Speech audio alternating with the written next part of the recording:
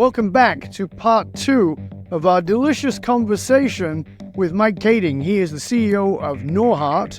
He's a man on a mission to solve America's housing shortage by transforming the way apartments are built and managed. We want to talk about the managed part as well as the built. We talked about how they were built in part 1 of the show, and really we talked about Mike's journey coming from a family that is, well, let's say there's a story there. If you didn't catch part 1, you definitely want to go back.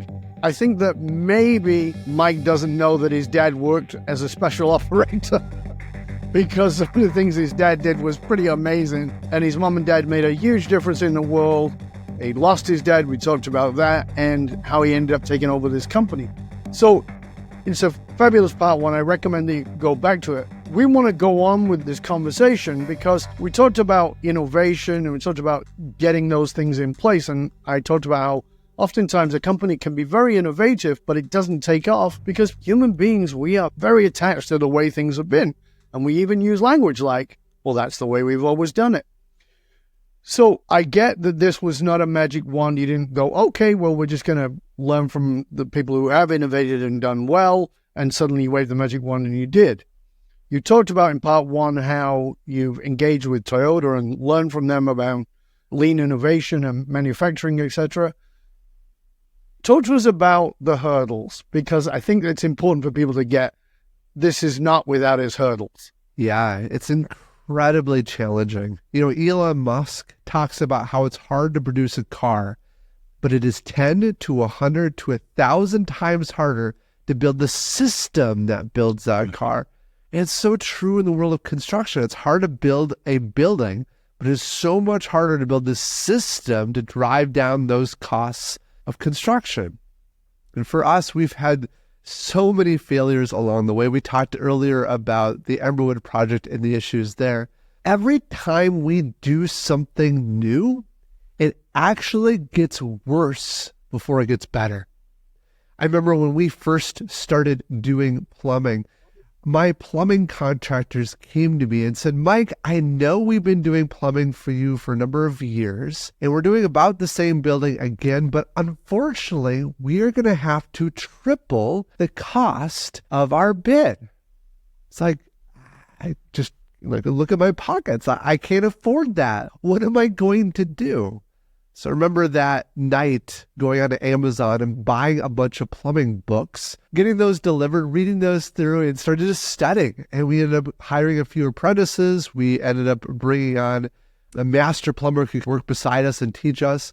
We thought, dude, we can get our costs back down. We'll be fine. Well, when we got into it, we screwed it up in a lot of ways. We didn't know what we were doing. It was so much harder than we expected. So that first year, we were actually no less expensive than that more expensive bid. But here's the magic, is that in year 2, it got better. In year 3, even better. And eventually became less expensive than those earlier contracts we were getting with those plumbers. But how do you survive that? Because that's what everybody's going to be asking. Yeah, okay, you screwed up and you're at triple cost now. How do you make it? How do you survive that? It's hard for one, and in more recent years, I've learned some really important lessons about how to survive it. The biggest way to survive it is that you can't take on too many new things at once. So one of our more recent projects, we're like, dude, we're changing the world. Let's just change everything. We went crazy. We went to steel stud work instead of wood studs. So that's when we brought precast concrete in-house. So we did all of these. We brought engineering and architecture in-house that year. We brought all of these new things for one project, and they all stacked on top of each other. They all got worse before they got better. And it really took a toll on the organization. And it was an important lesson I learned there, which is you can't do too much at once. So that's, I would guess, lesson number 1. Lesson number 2, and this actually comes from a book from Jim Collins, but it's shoot bullets before you shoot cannonballs, right? So try things on smaller scales, learn and fail on that smaller scale before jumping head over heels into the bigger realm of rolling across your business. And so those are the 2 really important lessons I've learned to help mitigate that risk. So you've brought it all in-house. You've got all these different things. You talked about prefabricated concrete. And forgive me because I don't know your world, but I've seen these amazing projects that were done in China. Now, China's a whole other subject. We can get into ghost cities and all kinds of nonsense. But one of the things I saw them do, which was amazing, was built a 10-story building in less than 2 weeks. And it's kind of like Lego. It drops in off a crane and they fold it out and they slot it in. And it was like, wow, I don't know how it's done, but it was like, wow, this is amazing. And meanwhile, I worked on construction and built forms by hand. And I held the concrete pipe while they filled it with concrete. And it was slow and it was laborious and it was actually quite dangerous. Are you sort of somewhere between those two things, or is it something else altogether? Yeah, that's right. We are basically right in between those two elements. First, I'll mention that I think the Chinese have done some incredible things. They're probably world leading in manufacturing, and it's kind of spilled off into their construction space. They may have built more than they should. There's issues there. But what you're talking about is called a full volumetric construction. So you can build entire apartment units, have them delivered on site, and then set into place like Lego bricks. You can literally build a building in just a couple of months.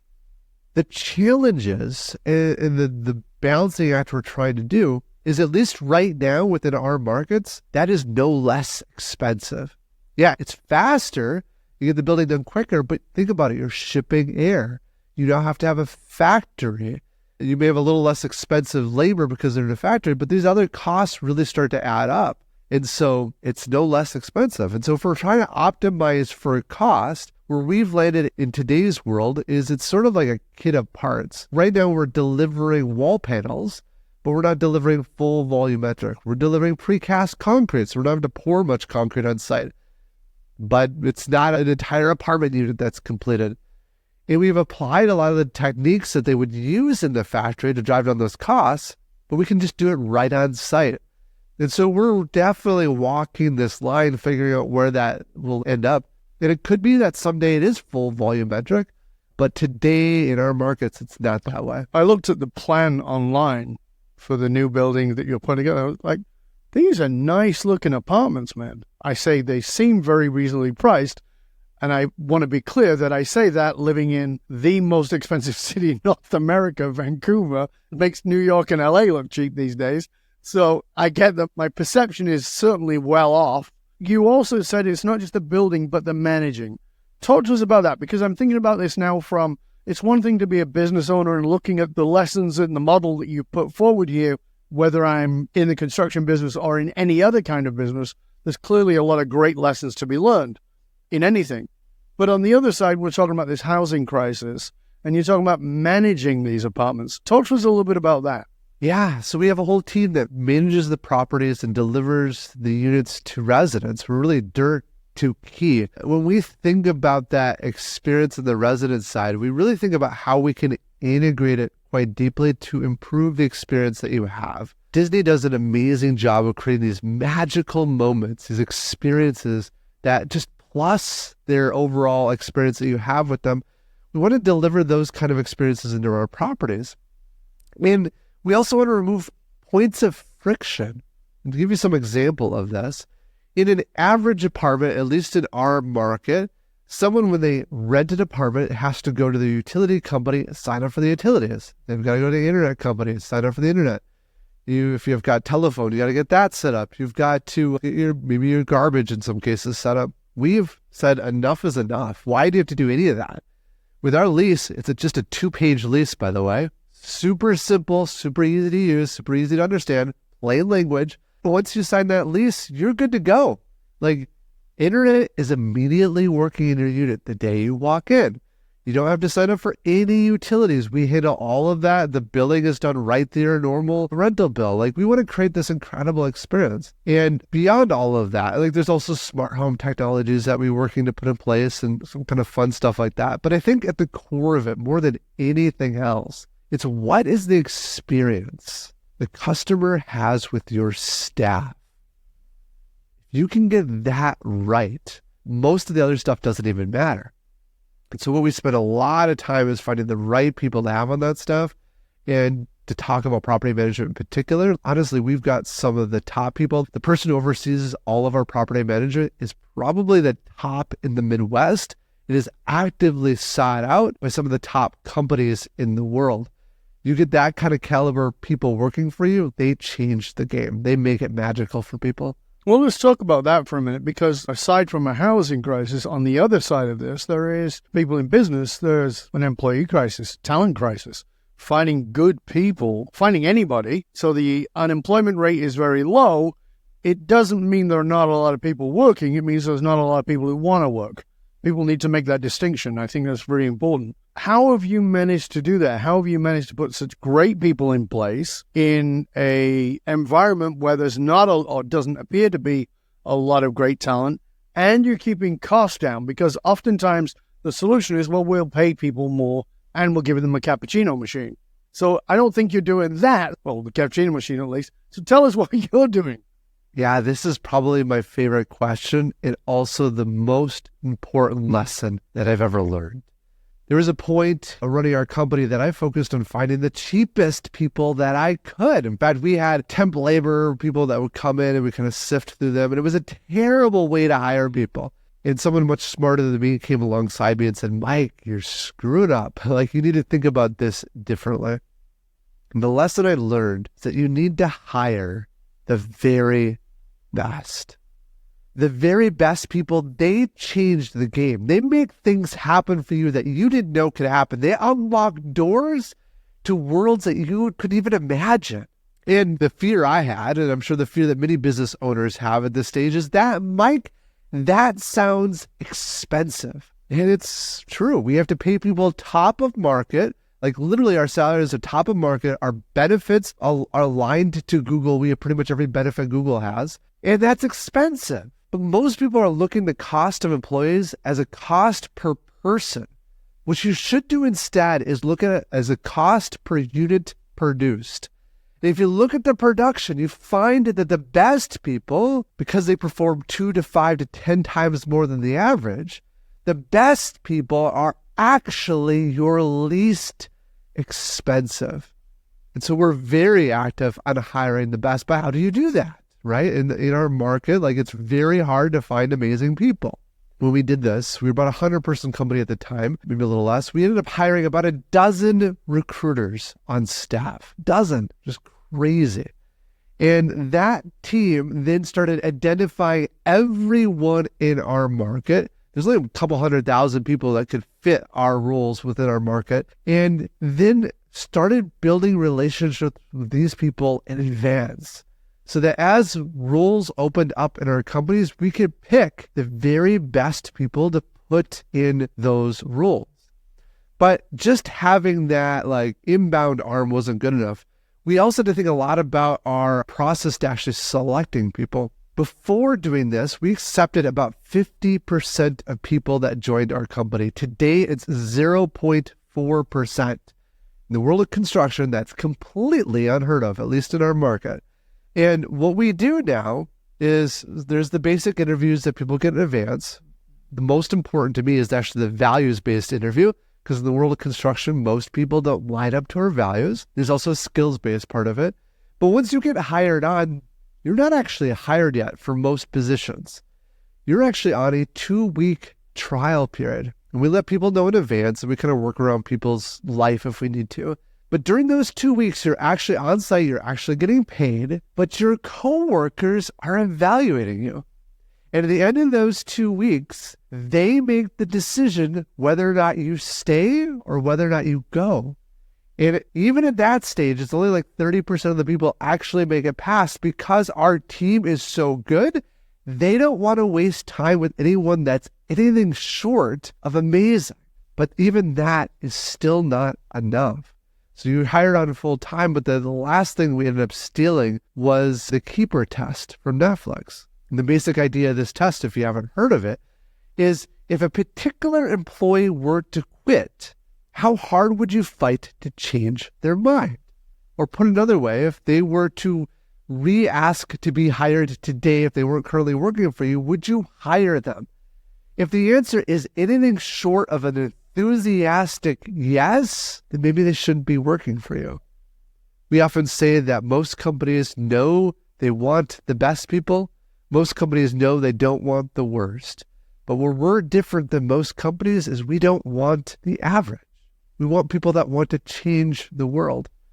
So we do this test quite regularly. And if you're not making it up to that standard, we'll support you super well on the way out. A great severance. Oftentimes we'll help you find a job. We don't want any disruption to your own personal life.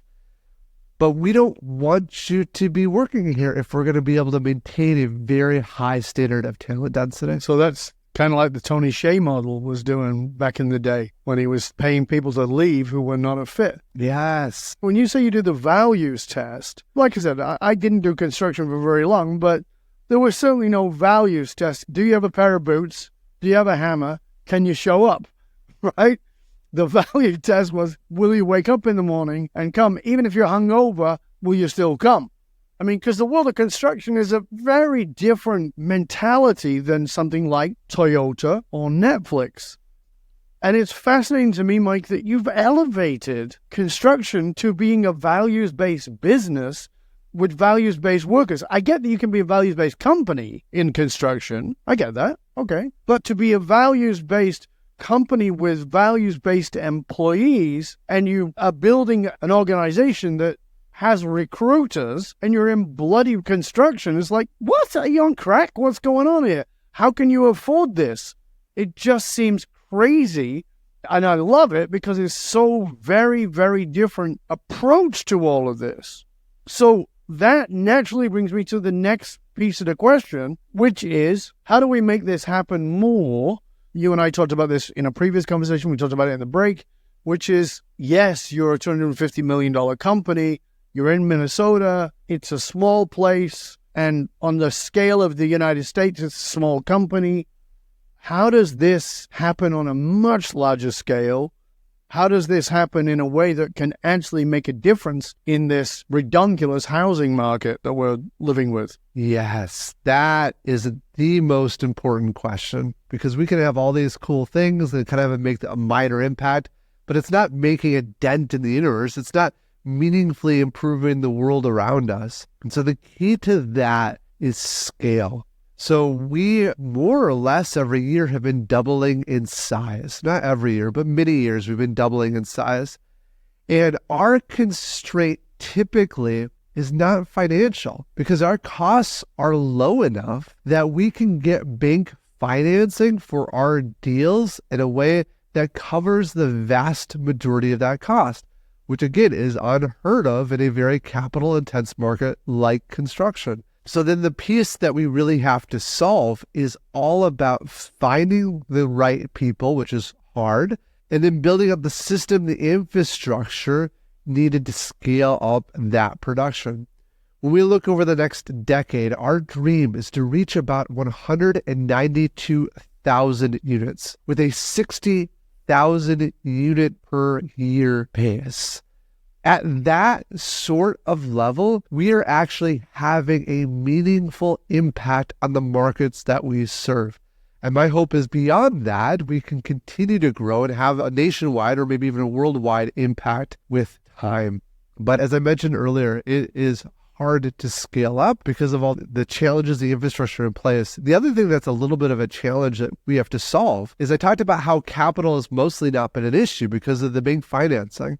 But in recent years, so just last year, interest rates have risen quite a bit. This means that banks are actually giving out less in loans than they did before. And so it's just another wrinkle, another thing you have to solve. And so we're solving that right now by raising international funds. And we're going all across the world, meeting with just super high net worth groups. But it's not about any one problem or any solution. At the heart of it is, what is your capacity to solve the problems that come before you? Because every step in our growth, there's been something that just punches me in the gut, and it feels like it could totally knock you out. But if you've got the right team, if you have a high capacity to solve challenging problems, then I don't know what next year's problem is going to be, but I have faith that we can solve it because we have the people that can solve it. You used the example of building cars earlier. Building cars was the Ford line, and that started it all. But then, as you talked about, Toyota made it financially more doable, lean, and faster, right? And that was a gift to the world by that process. A lot of people have a lot of issues with Elon Musk. I understand those issues. And at the same time, that doesn't change the fact that I think he's a genius. And one of the things I have the utmost respect for him for is that when the patents came up on the electrical engine, that he said, no, I'm not renewing the patents. I'm going to make them available to everybody. And of course, as a result, major companies picked up those patents and started manufacturing electric vehicles. Amazing. It seems to me, and forgive me for being presumptuous, it seems to me like, bloody hell, Mike, write the book. Show people how to do this, because I think you're still going to have the greedy bastards out there who are going to do what they're going to do, and they're going to rip people off. And in a consumer capitalistic world, I get it. I'm not always on board with it, but I get it. But it seems like in many ways, Mike, your company's doing very well, but I would put it into the category, maybe you haven't, but I put you into the category of a conscious capitalism organization that actually gives a poop about people, is making a difference, is making things more effective. And when I say making a difference, not just to the people who are outside of the affordable home situation, but also to your employees, the people on your team, the people who are part of this culture that you've built, which to me in and of itself is fascinating, that you've built. So is there a plan for you to share this model with the world? Because, I mean, it's bloody innovative, and you've taken the punches of being the innovator. Yes, absolutely, right? I could care less. Sounds odd, but I really could care less about how much money I make. What are you going to do with millions or billions of dollars? Are you going to shovel $100 bills into my grave at some point? Who cares? I care much more about the impact that we leave on society. So anything that can improve that impact for me, I want to do. So we haven't written a book, although I'd be happy doing that.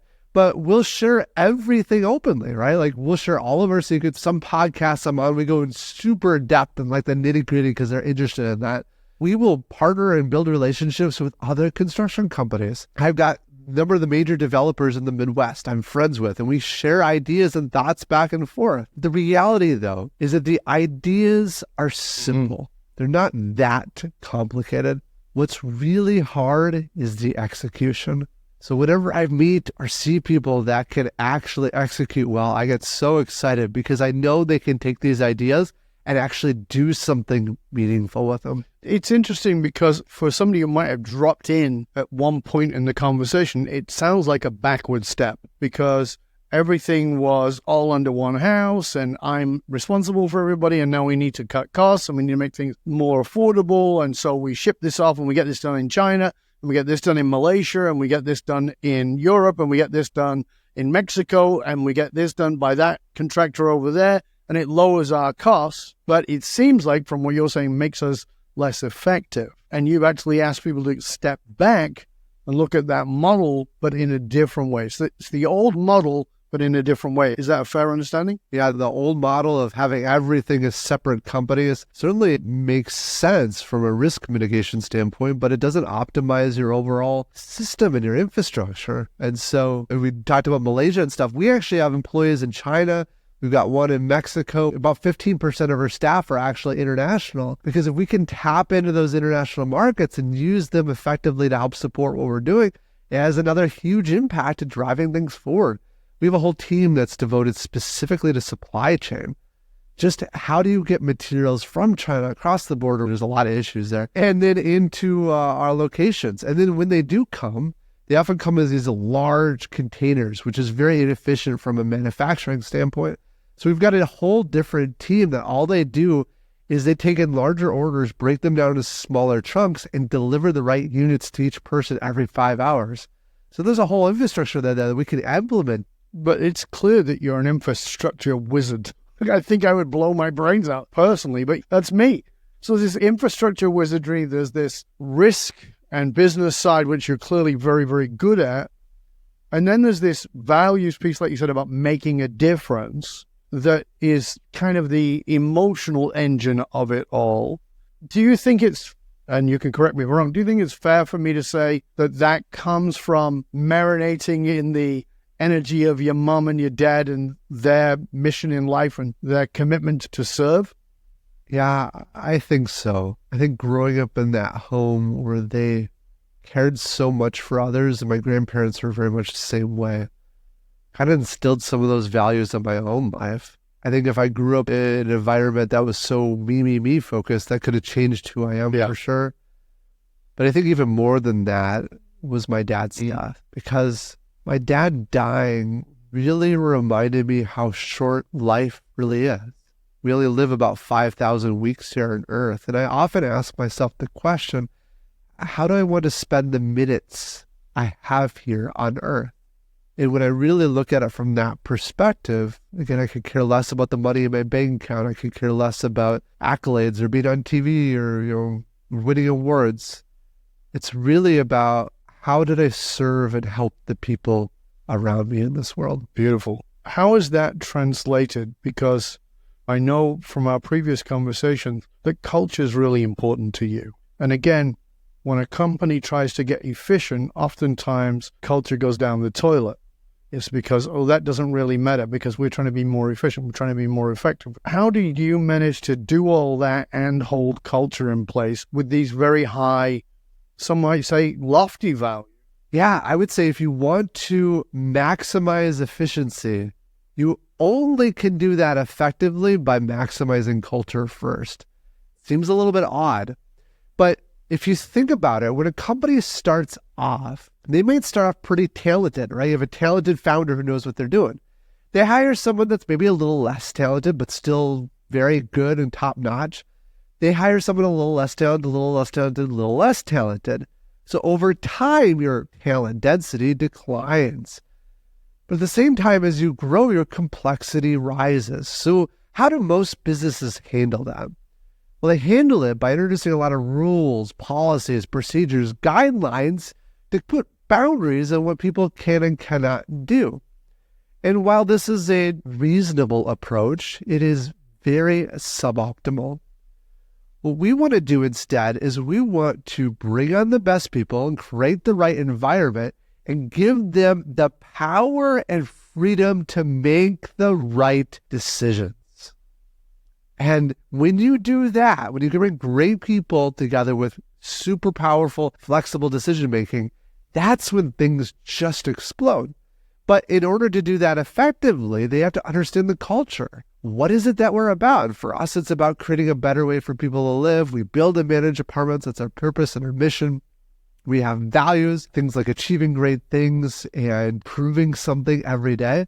But when we hire on new people, I actually do every single orientation. The reason I do that, I don't do the paperwork. I set the ground, right? I outline what is our purpose, mission, values, strategies, goals, habits, and principles. That's kind of our overarching landscape. And I share that with personal stories. I'm engaged with them. I listen to where they're at because you want to set that right tone with people. It doesn't end there because just one little orientation doesn't do much.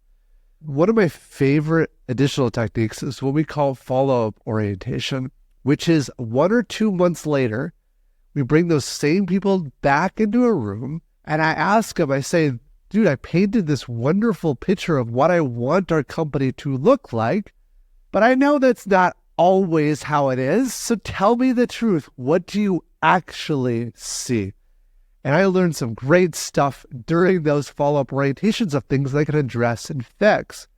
But when you start to do things right, the most common thing I hear during those follow-up orientations is that, Mike, I thought you were full of it. You painted this rosy picture. I've been in construction for a long time. There's no way that construction people are going to be nice and respectful and engaged with me and want to help me. But then, Mike, I got on site and people said hello. People tried to help me. People connected with me and wanted to build that relationship. So that follow-up orientation is really important. A few other things that we do, this might be a bit simple, but every 6 months we do an employee engagement survey. And the key here is not just doing the survey, it's identifying what you need to fix and then fix it. That's the hard part. Another fun thing that we do is our annual meetings. Every year, each team breaks away for a full day meeting where they do a number of activities and stuff together. But my favorite probably the most powerful, is what we call 360-degree feedback. And the way this works is we take each person, and you go around the room, and you share with that person, with your coworkers, eye to eye, person to person, what they're doing well. Then we do that same exercise, and you share with them what they're not doing well. Oh, is that tough to hear? But it becomes one of the most powerful moments, definitely the best gift you'll receive in working here. But what happens is people go through a few stages. One of this like fear and ignorance, like I don't know what I want to get into. And then there's that pain and vulnerability of I am that way. I do act like that. But the powerful moment is this. You realize that everyone in that room knows your faults. In fact, they did before they told you. But they still accept you for who you are. And that's where these teams go from just being a collection of people to being so much more deep than that. It's very much community. And a lot of my cultural work with organizations, I tell them, you're not trying to build a culture, you're trying to build a community where people belong. And it's very difficult for them to understand it. But honestly, Mike, you're one of the few CEOs, leaders that I've met who is actually doing it brilliantly. I don't come with a smoke machine, so don't look for any smoke going up your skirt because that's not who I am. I mean, really, it's quite amazing. So as we finish, I want to ask you this question. I want you to imagine that your 8-year-old self meets you. I'm not going to ask you to give him advice because that's what everybody asks. What I'm going to ask you is, what does he think of you? When he looks at this Mike, this adult man, from his life of where he was, and the life he was living when he was 8, 9, 10 years old max, and he looks at you, what does he think? Wow, that's a great question. You know, even when I was young, I knew I wanted to do something to improve the world around me. That certainly grew up as I grew up older. But I think my 8-year-old self will look at me today and be excited for the future, knowing that even though it isn't easy, even though we have a lot of failures along the way and you've got to deal with the gut punches, I think I would feel excitement because I knew that I would be tackling or going down that more challenging path to actually try to make a difference. That's beautiful. Mike Gating, I got to say, man, it's been a pleasure and an honor having you here. Thank you so much, mate. I am truly inspired by what you're actually doing and your commitment to doing it on a much bigger scale with anybody who wants to be part of it to make that bigger difference. It's impressive. Again, please tell people how they can find out more about you and all the resources that you have available. Yeah, the best place is to visit our website, norhart.com. That's NORHART.com. And on there, you can see things like our shows. One of those shows is Zero to Unicorn, which is about the small business growing to billion-dollar scale and about people who are making a meaningful impact on the world. Thank you, Mike. And thank you for you, dear listener. Remember, those who control the meaning, like Mike, for the tribe, also control the movement of that tribe. He's a great example of exactly what I'm talking about. He's controlled the meaning for that organization, for that community, and as a result, they've controlled the movement of that tribe to make a massive positive difference. Leaders who are committed to shaping the political and business landscape know that they've got to tap into what drives human behavior. And you can do that too. I am Dov Barron. I show businesses, teams, and leaders how to harness their emotional source code to move their tribe, because unified actualized meaning is the single monolithic difference between mediocrity and greatness for all individuals and companies. Remember, we need your help in staying relevant, so please go to wherever you tune into us from and rate, review, and subscribe to the show. We really appreciate that. And of course, a big thank you to you for sharing the show with everybody you know. If you are a regular listener, we sincerely appreciate that. Till next time, stay curious, my friend. Stay curious about how you are looking at the things you do with that mindset. It's not unusual. Well, this is just the way it is. And maybe it's not, because Mike has transformed entirely the way his industry is doing it inside of his organization and is actually making a community and making a massive difference. It's a truly inspiring story. If you just somehow came onto the end, go back. There's lots for you to listen to. And please share this. If you have a friend in business share this so they can understand the impact that is possible. I'm Dov Baron. I'm here to assist you, tapping into your deepest meaning to reach that next level of clarity, focus, purpose, and profit in your business life, your leadership, and your impact. And I am out.